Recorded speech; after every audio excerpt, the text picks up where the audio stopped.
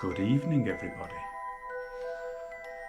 It's now time for Harry Potter and the Philosopher's Stone, Chapter 6.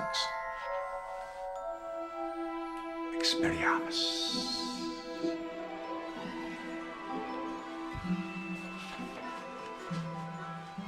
The journey from platform 9 3/4. Harry's last month with the Dursleys wasn't fun. True, Dudley was now so scared of Harry he wouldn't stay in the same room, while Aunt Petunia and Uncle Vernon didn't shut Harry in his cupboard, force him to do anything or shout at him. In fact, they didn't speak to him at all. Half terrified, half furious, they acted as though any chair with Harry in it was empty. Although this was an improvement in many ways, it did become a bit depressing after a while. Harry kept to his room with his new owl for company. He had decided to call her Hedwig, a name he had found in A History of Magic. His school books were very interesting. He lay on his bed reading late into the night, Hedwig swooping in and out of the open window as she pleased. It was lucky that Aunt Petunia didn't come into Hoover anymore, because Hedwig kept bringing back dead mice. Every night before he went to sleep, Harry ticked off another day on the piece of paper he had pinned to the wall, counting down to September the 1st. On the last day of August, he thought he'd better speak to his aunt and uncle about getting to King's Cross station next day. So he went down to the living room, where they were watching a quiz show on television. He cleared his throat to let them know he was there, and Dudley screamed and ran from the room. Uncle Vernon?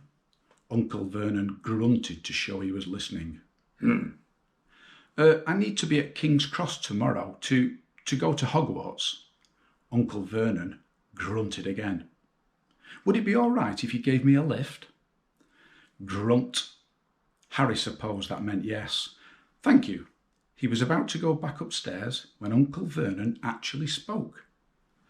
Funny way to get to a wizard's school, the train. Magic carpets all got punctures, have they? Harry didn't say anything. Where is this school anyway? I don't know, said Harry, realising this for the first time. He pulled the ticket Hagrid had given him out of his pocket. I just take the train from platform 9 3/4 at 11 o'clock, he read. His aunt and uncle stared. Platform what? 9 3/4. Don't talk rubbish, said Uncle Vernon. There's no such platform. No 9 3/4. It's on my ticket. Barking, said Uncle Vernon. Howling mad, the lot of you. You'll see, you just wait. All right, we'll take you to King's Cross. We're going up to London tomorrow anyway, or I wouldn't bother. Why are you going to London? Harry asked, trying to keep things friendly. Taking Dudley to hospital, growled Uncle Vernon. Got to have that ruddy tail removed before he goes to Smeltings. Harry woke at 5 o'clock the next morning and was too excited and nervous to go back to sleep. He got up and pulled on his jeans because he didn't want to walk into the station in his wizard's robes. He'd change on the train. He checked his Hogwarts list yet again to make sure he had everything he needed, saw that Hedwig was shut safely in her cage, and then paced the room, waiting for the Dursleys to get up.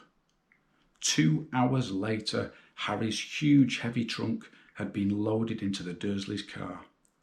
Aunt Petunia had talked Dudley into sitting next to Harry, and they had set off. They reached King's Cross at 10:30. Uncle Vernon dumped Harry's trunk onto a trolley and wheeled it into the station for him. Harry thought this was strangely kind until Uncle Vernon stopped dead, facing the platforms with a nasty grin on his face. Well, there you are, boy. Platform 9, platform 10. Your platform should be somewhere in the middle, but they don't seem to have built it yet, do they? He was quite right, of course. There was a big plastic number 9 over one platform and a big plastic number 10 over the one next to it. And in the middle, nothing at all. Have a good term, said Uncle Vernon, with an even nastier smile. He left without another word. Harry turned and saw the Dursleys drive away. All three of them were laughing. Harry's mouth went rather dry. What on earth was he going to do? He was starting to attract a lot of funny looks because of Hedwig. He'd have to ask someone. He stopped a passing guard but didn't dare mention platform 9 3/4. The guard had never heard of Hogwarts, and when Harry couldn't even tell him what part of the country it was in, he started to get annoyed, as though Harry was being stupid on purpose. Getting desperate, Harry asked for the train that left at 11 o'clock, but the guard said there wasn't one. In the end, the guard strode away, muttering about time wasters. Harry was now trying hard not to panic. According to the large clock over the arrivals board, he had 10 minutes left to get on the train to Hogwarts, and he had no idea how to do it. He was stranded in the middle of a station with a trunk he could hardly lift, a pocket full of wizard money, and a large owl. Hagrid must have forgotten to tell him something. You had to do like tapping the third brick on the left to get into Diagon Alley. He wondered if he should get out his wand and start tapping the ticket box between platforms 9 and 10. At that moment, a group of people passed just behind him, and he caught a few words of what they were saying. Packed with muggles, of course. Harry swung round.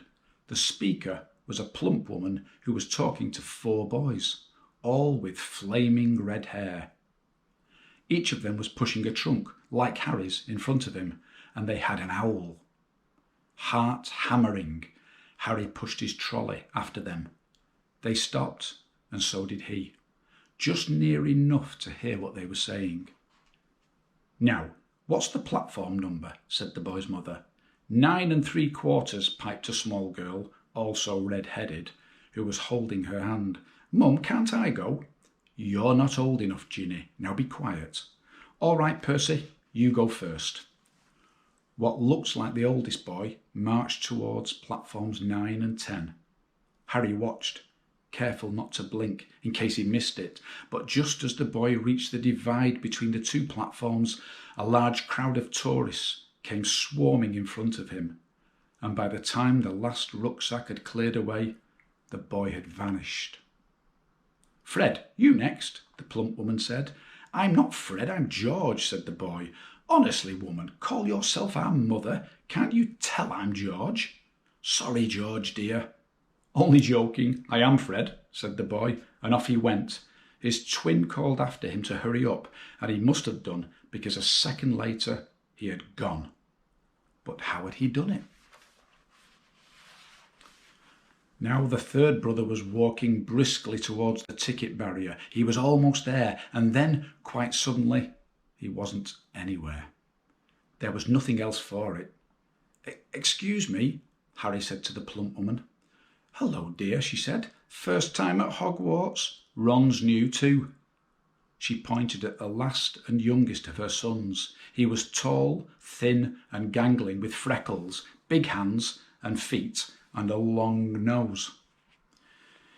"Yes," said Harry. The thing is, I don't know how to get onto the platform," she said kindly, and Harry nodded. "Not to worry," she said. "All you have to do is walk straight at the barrier between platforms 9 and 10. Don't stop, and don't be scared you'll crash into it. That's very important. Best do it a bit of a run if you're nervous. Go on, go now before Ron." "OK," said Harry.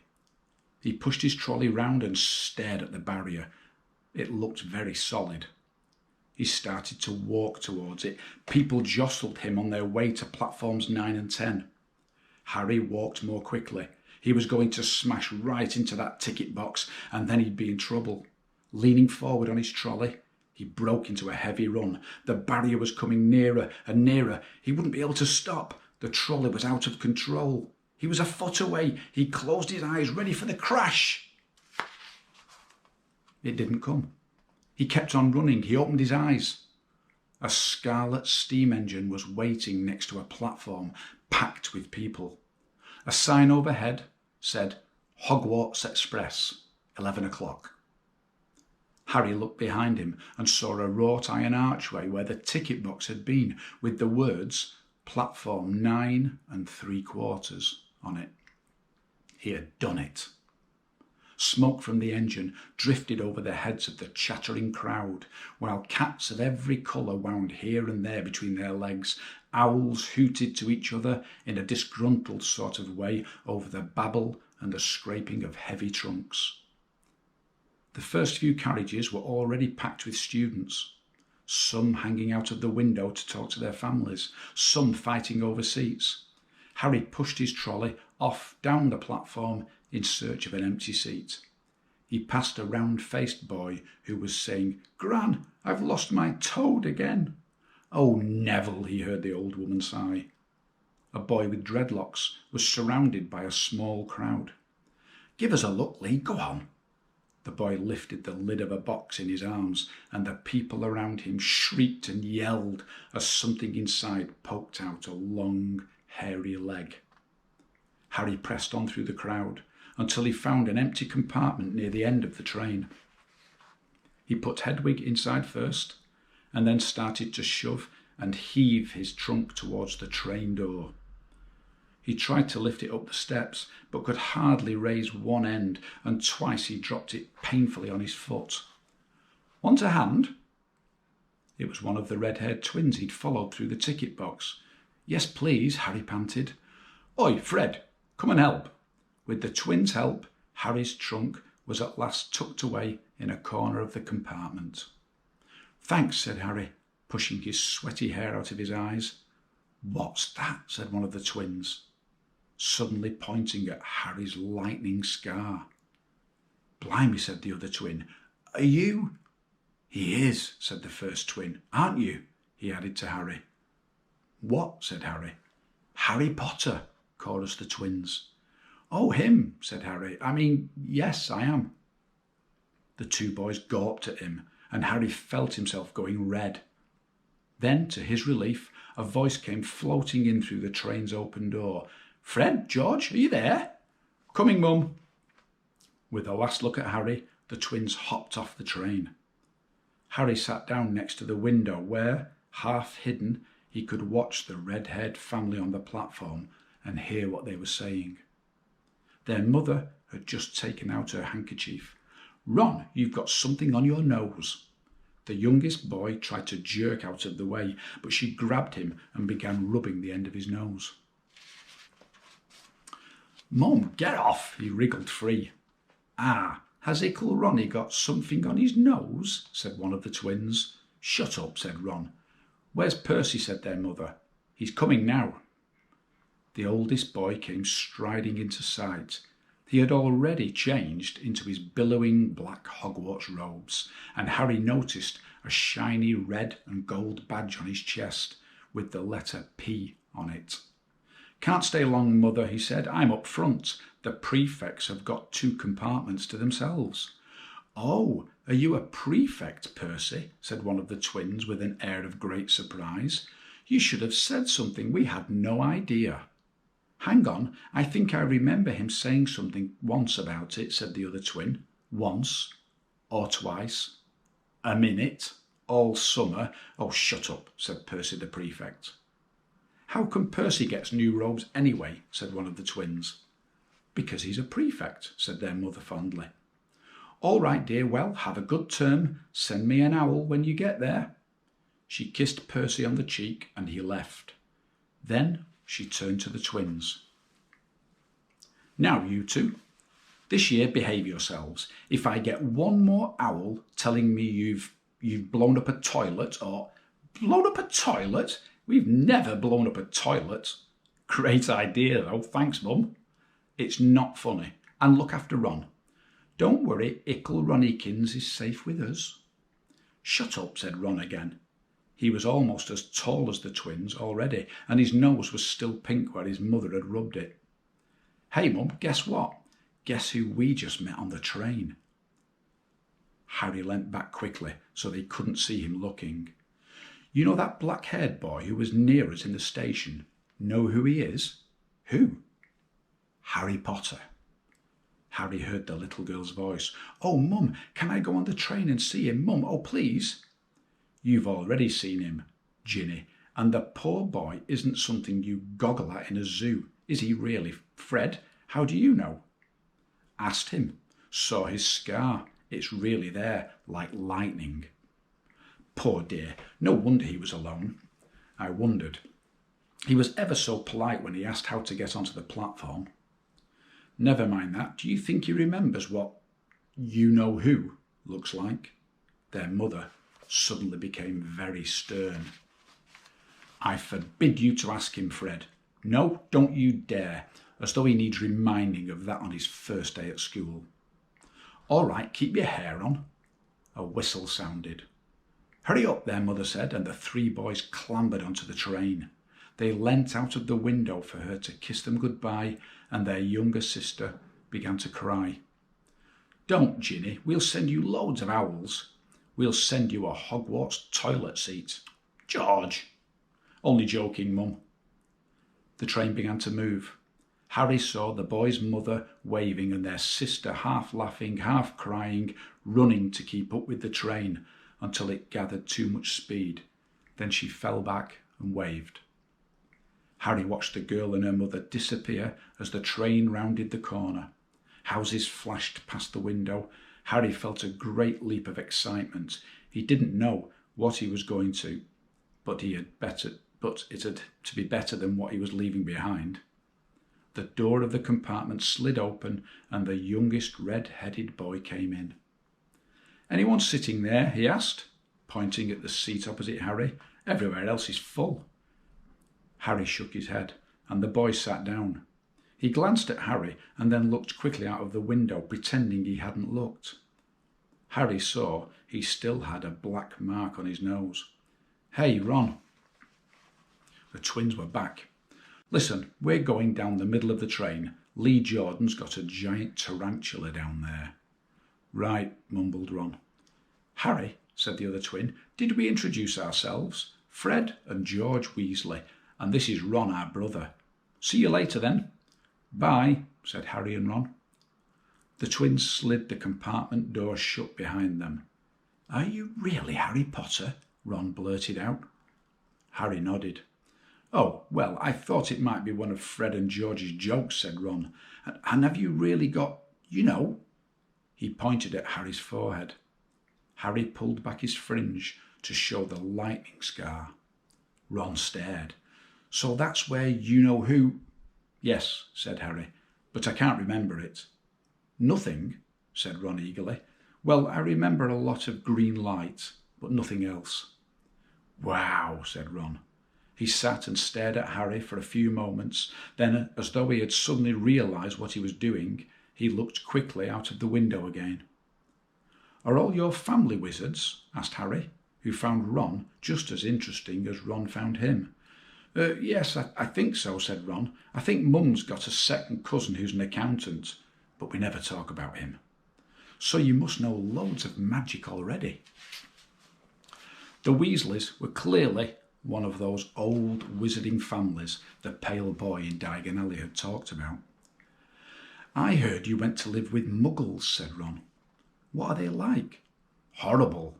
Well, not all of them. My aunt and uncle and cousin are, though. Wish I'd had 3 wizard brothers." "5, said Ron. For some reason, he was looking gloomy. "I'm the 6th in our family to go to Hogwarts. You could say I've got a lot to live up to. Bill and Charlie have already left. Bill was head boy and Charlie was captain of Quidditch. Now Percy's a prefect. Fred and George mess around a lot, but they still get really good marks, and everyone thinks they're really funny. Everyone expects me to do as well as the others, but if I do, it's no big deal because they did it first. You never get anything new either with 5 brothers. I've got Bill's old robes, Charlie's old wand, and Percy's old rat." Ron reached inside his jacket and pulled out a fat grey rat which was asleep. "His name's Scabbers, and he's useless. He hardly ever wakes up. Percy got an owl from my dad for being made a prefect, but they couldn't I got Scabbers instead." Ron's ears went pink. He seemed to think he'd said too much because he went back to staring out of the window. Harry didn't think there was anything wrong with not being able to afford an owl. After all, he'd never had any money in his life until a month ago, and he told Ron so, all about having to wear Dudley's old clothes and never getting proper birthday presents. This seemed to cheer Ron up. And until Hagrid told me, I didn't know anything about being a wizard or about my parents or Voldemort. Ron gasped. What? Said Harry. You said you know whose name, said Ron, sounding both shocked and impressed. I'd have thought you of all people. I'm not trying to be brave or anything saying the name, said Harry. I just never knew you shouldn't. See what I mean? I've got loads to learn. I bet, he added, voicing for the first time something that had been worrying him a lot lately. I bet I'm the worst in the class. You won't be. There's loads of people who come from Muggle families and they learn quick enough. While they had been talking, the train had carried them out of London. Now they were speeding past fields full of cows and sheep. They were quiet for a time, watching the fields and lanes flick past.